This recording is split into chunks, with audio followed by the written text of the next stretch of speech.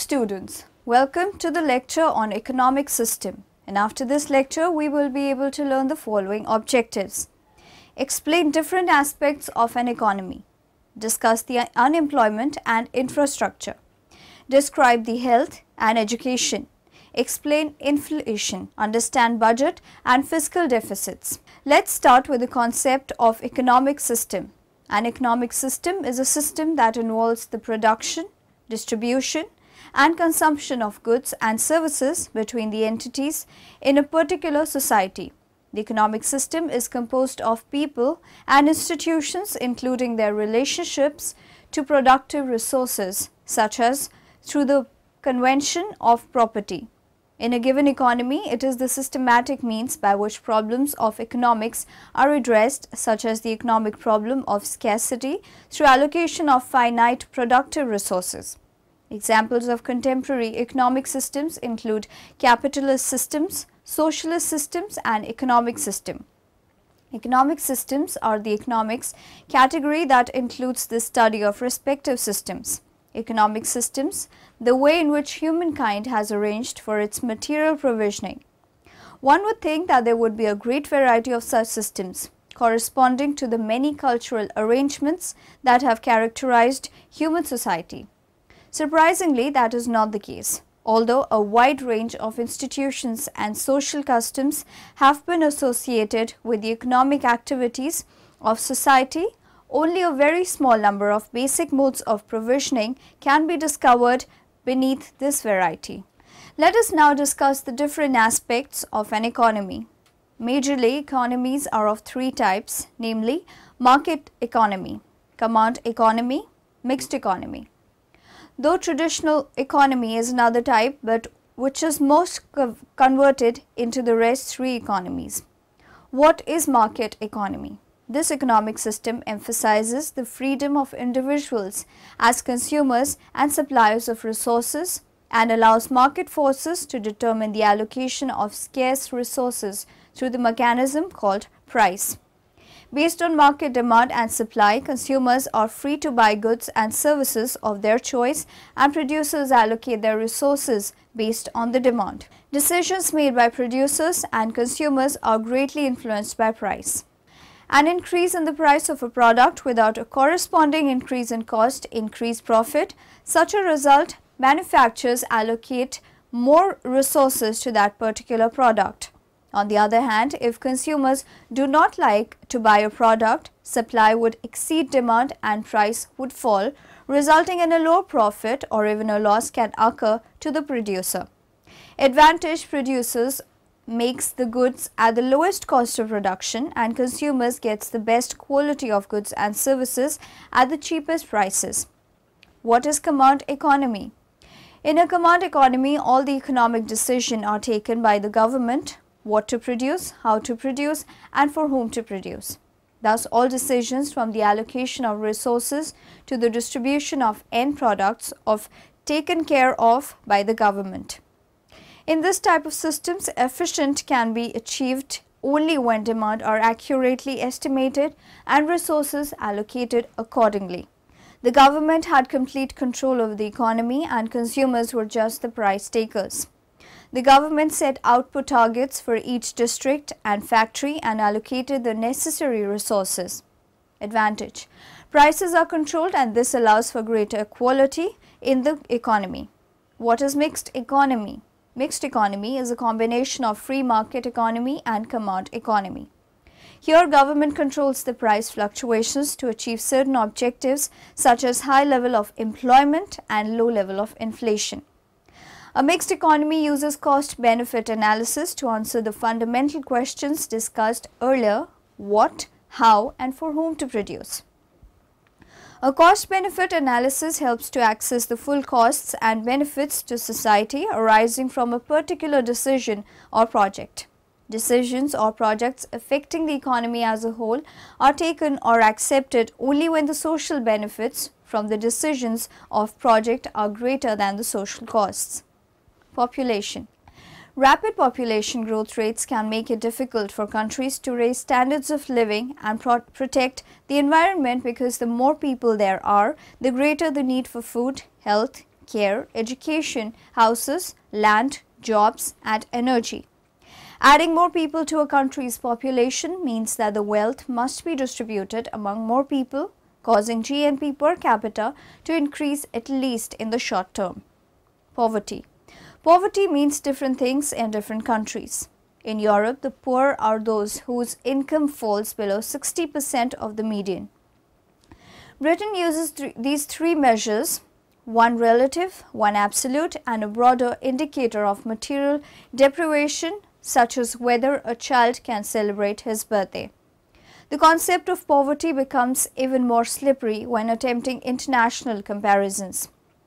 Now moving on to the next topic, we will study the unemployment and infrastructure. Unemployment is a significant contributor to poverty, and a broad definition of employment would include 30% of economically active South Africans. Unemployment rates tend to be highest among Africans in rural areas, among women and the youth, and among those with no previous work experience.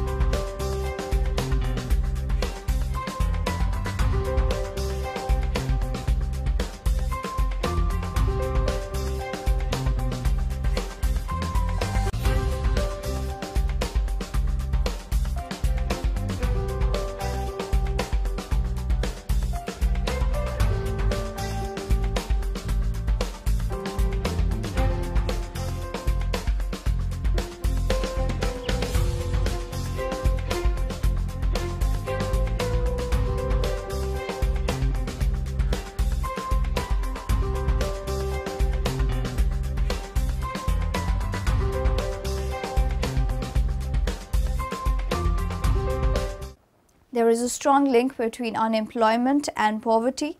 Using the broad definition of unemployment, in 1995 the rate of unemployment was 59% among the poorest quintile, fifth of the population, compared to 5.5% among the richest quintile.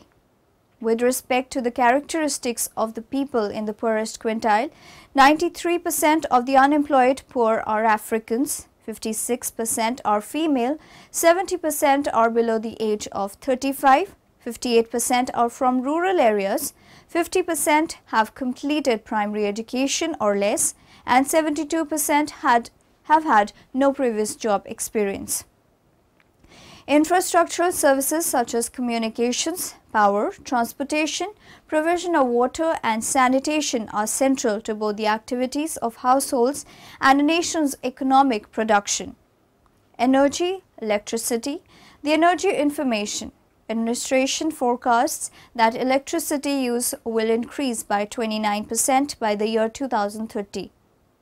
New capital investments in electricity production, transmission and distribution systems are needed to meet this demand.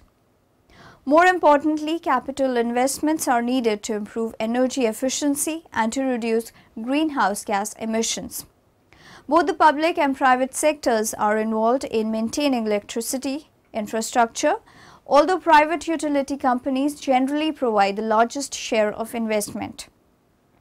Natural gas pipeline construction. Natural gas currently represents the second most important source of energy for the US after petroleum. Unlike petroleum, almost all natural gas consumed in the US comes from domestic sources or is imported from Canada. Demand for natural gas is expected to grow in the future. Communication. Communications are often not considered part of the primary bundle of development services in developing countries. However, reliable telecommunications provide access to information, employment opportunities, education and health facilities, which in turn impact on productivity, and social networks, which in turn influence the ability of individuals and households to participate productively in the economic sphere. Almost half of Telcom's 4.1 million telecommunications lines are installed in Gauteng and the Western Cape, while the most poorly serviced provinces are the Northern Province and the Eastern Cape. 85% of white households have a telephone line, compared with 14% of African households. Transportation, highways, roads and bridges. The nation's highways, roads and bridges constitute the single most important transportation system for the US population and economy. Aviation. According to forecasts compiled by the Federal Aviation Administration, the number of passengers flying on commercial airlines is expected to increase at an annual rate of 3.0% a year from 2008 to 2025.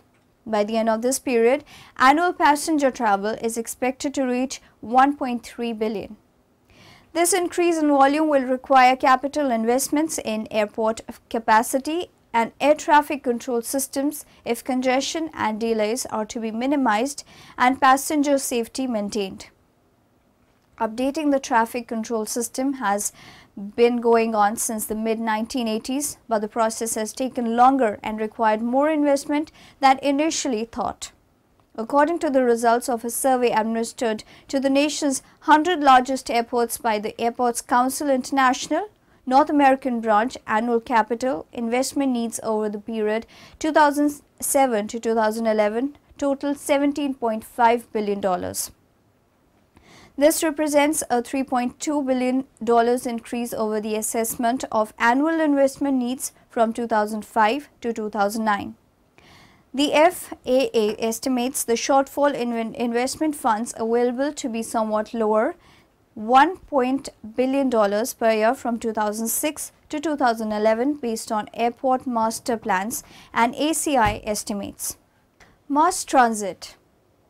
Increased usage of public transportation is one of the most efficient ways to promote energy conservation in the United States.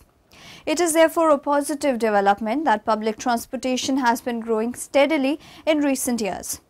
The increase in demand for public transportation accelerated sharply over 2007 to 2008 as gas prices at the pump rose as high as $4.00 a gallon. Despite these improvements, public investment must increase further if the transit system is to be maintained, and beyond this, if public transportation is to become an increasingly significant means of promoting energy conservation. According to the 2006 status of the nation's highways, bridges and transit investments must total $15.8 billion a year just to maintain the current operating system. This would represent an increase of $3.2 billion a year over current levels. But to meet government operational and performance targets by 2024, annual investments must grow to $21.8 billion, requiring an additional $9.2 billion. Inland waterways and levees. Approximately 2.6 billion short tons of commodities are transported on U.S. navigable waterways each year, an extremely cost-efficient transportation system. The Army Corps of Engineers maintains and operates the inland waterways system, which includes 257 lock systems nationwide, the average age of which is 55 years. According to the American Society of Civil Engineers, by 2020, 80% of the lock systems will be functionally obsolete without new infrastructure investments. The estimated cost of updating all the lock systems is $125 billion. In addition, the Army Corps of Engineers access the state of nation's levees and flood control systems amounting to 2,007 levees, totaling 13,000 miles, which include projects built and maintained by the Corps of Engineers, projects built by the Corps of Engineers and subsequently transferred to a local owner to maintain, and projects built by local communities. In 2007, the Corps identified 122 levees across the country which are in need of additional maintenance and repair. The investment needed to update the lock system, combined with an additional $30 billion to improve the nation's levees, would total $155 billion, or about $6.2 billion annually over the next 25 years. Let's know the meaning of health